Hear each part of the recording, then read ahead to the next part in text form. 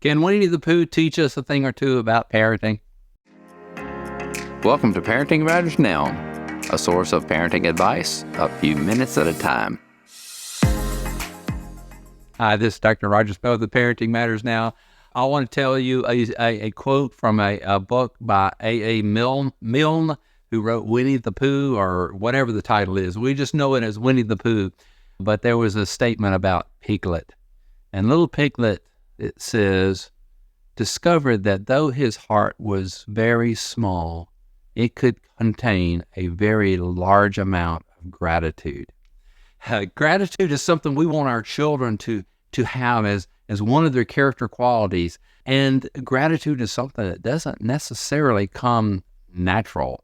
In fact, we are born and we come into this world quite selfish. And gratitude is the capacity for us to get our eyes off of ourselves and to see something that we value besides ourselves.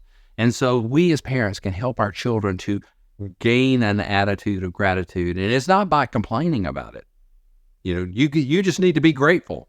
That doesn't work. We have to first model for them an attitude of gratitude. And that means finding the good in something, looking for good things. It's almost like looking for a trail of nuggets along the way.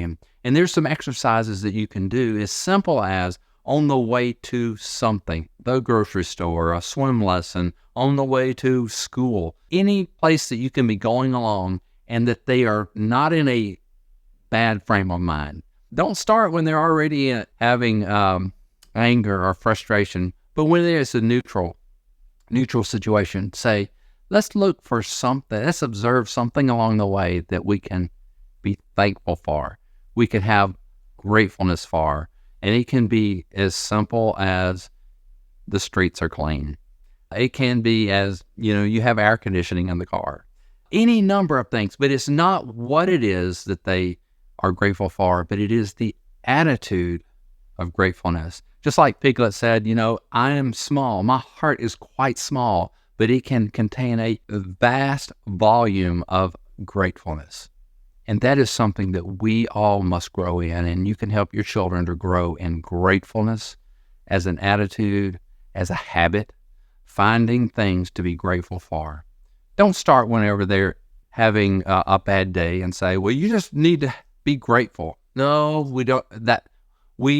After they've been trained, maybe you can work in those situations and go, hey, let's work, time out. Let's work on our gratefulness here. But start whenever they're already feeling generally good, and start with something small.